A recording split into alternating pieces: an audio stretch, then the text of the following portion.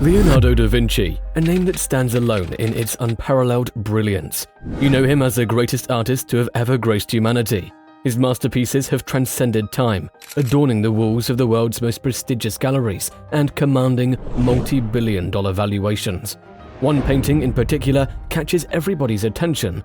Salvator Mundi sold for an astounding $450.3 million on the 15th of November 2017 by Christie's in New York, setting a record as the most expensive painting ever sold at an auction. The artwork, believed to be a masterpiece by Da Vinci, found its buyer in Prince Badr bin Abdullah Al Saud. But let me tell you, there's more to Da Vinci than his celebrated artistic prowess. He's an enigmatic figure, shrouded in mystery and controversy. Let's unravel the secrets of his life together. Prepare yourself for a captivating journey that goes beyond his artistic genius, delving into a web of intrigue, allegations, and forbidden love. His brilliance had already become apparent since his early life and childhood. Da Vinci's expertise knew no bounds, spanning disciplines like paintings, anatomy, engineering, natural science, and mathematics.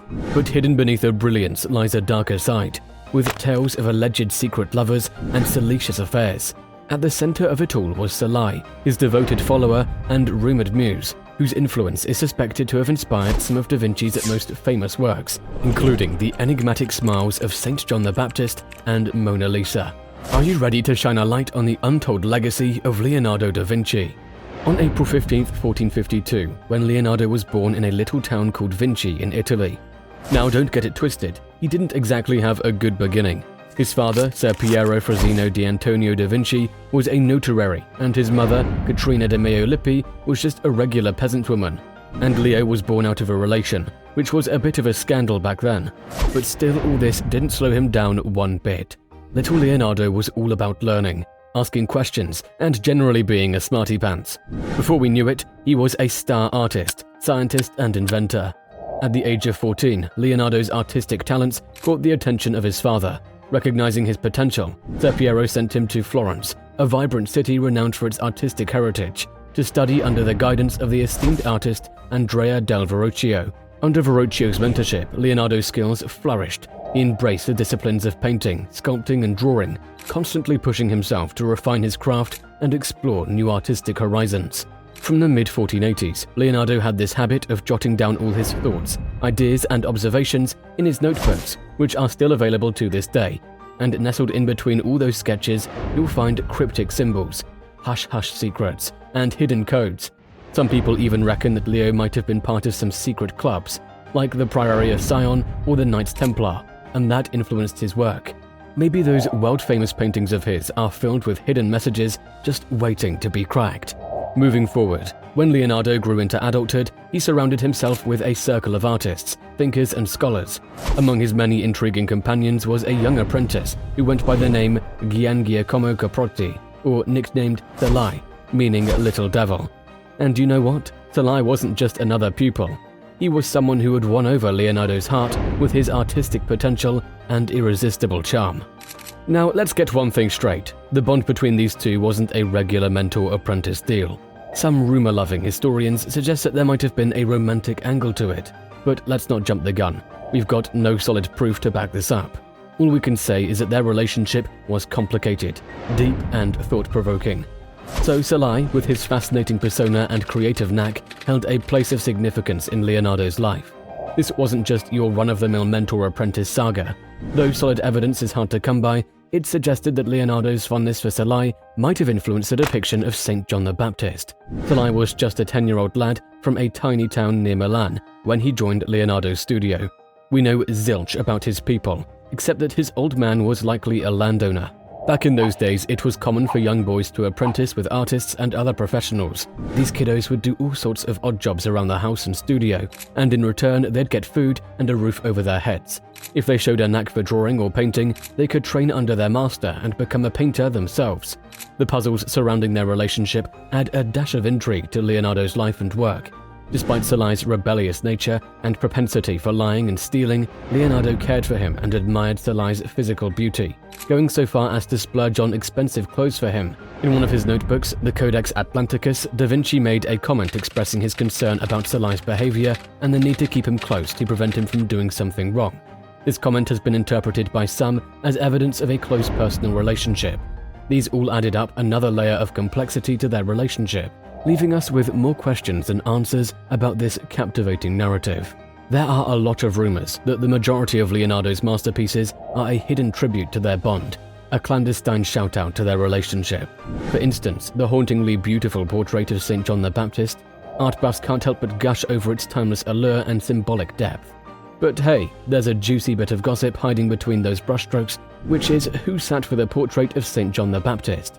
Some people believe it was Salai, Leonardo's enigmatic protégé. There's a striking resemblance between the figure in the painting and Salai. Those cascading curls, the fine features, the subtle sensuality.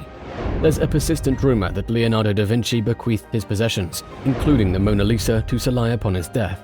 In 1518, there were solid transaction records that Salai facilitated the sale of several paintings to King Francis I, attested by a royal receipt discovered only recently in the archives of the Milan National Library. The paintings acquired by King Francis I included the Mona Lisa, the St. Anne, and the St. John the Baptist. Much speculation surrounds the bond between the two, suggesting many of Leonardo's works serve as subtle tributes to their relationship. One standout example is the mesmerizing portrait of St. John the Baptist. This piece has left art enthusiasts entranced, not just because of its beauty and symbolic depth, but due to the whispers of Salai possibly being the model. The likeness, particularly the cascading curls and delicate features, draws parallels between Salai and the depicted figure. Was Leonardo merely captivated by Salai's physical charm, or did the portrait have a more profound symbolism reflecting their personal ties? Moreover, Leonardo's portrayal of St. John is also a blend of sensuality and enigma. The figure's captivating gaze, so reminiscent of Salai, blurs the boundary between the sacred and the personal. This interplay becomes even more intriguing given Leonardo's reticence on detailing his romantic liaisons in his prolific journals. Perhaps he preferred silence to prevent any potential scandal. The reed cross held by the figure in the painting, emblematic of St. John, also may allude to the vulnerability of human bonds. In the same way, as we wander through the mystifying world of Leonardo da Vinci, another masterpiece calls out to us: the Mona Lisa. Art historian Silvano Vincetti examined the Mona Lisa with infrared technology. He suggests the first layer shows a melancholic, non-smiling figure, and posits the possibility of a second model based on male, not female, which resembles Gian Giacomo Caprotti, known as Salai. Simultaneously, parallels emerge between the Mona Lisa and St. John the Baptist. The expressions, lighting, and mystifying gazes. Both paintings might represent contrasting facets of human experience, possibly portraying terrestrial and divine encounters. Leonardo's exploration of human psyche in these artworks remains a topic of intrigue, inviting worldwide exploration. While we admire Leonardo's stunning artworks, moving towards the mysteries of his personal life can be a stark and unexpected change. There is no shortage of speculation on his potential sexual interests. Yet this detracts from his enormous contributions to the fields of art and science, both of which have had a huge impact on the development of humanity. Even today, very little is known about Leonardo da Vinci, despite the fact that he was a pioneer in both the artistic and scientific worlds. Because of his life, there are a lot of questions that cannot be answered, and they blur the line between genius and more frightening aspects of his nature. For instance, in the year 1476, Leonardo da Vinci, along with 3 other young men, were accused of sodomy with a 17-year-old male prostitute named Giacomo Saltarelli. Leonardo was fortunate in that he and the others charged were released, on the condition that no more accusations were made, since one of the other accused had ties to the influential Medici family. However, sooner the 4 were the subject of another anonymous allegation in relation to Saltarelli a few weeks later. Again, there were no credible witnesses. The prosecution decided to abandon the case. As we conclude our exploration of Leonardo da Vinci's life, his remarkable ability to intertwine art, science, and finance becomes evident. Beyond his artistic genius and scientific pursuits, Leonardo possessed astute financial acumen. Leonardo's commissioned works commanded substantial sums, demonstrating his understanding of market demand and his skill in leveraging the burgeoning art market of the Renaissance era. Paintings like the Mona Lisa and the Last Supper were not only artistic masterpieces, but also symbolized high-value contracts of their time. Moreover, Leonardo's specialization in anatomy, particularly focused on the male form, had dual purposes.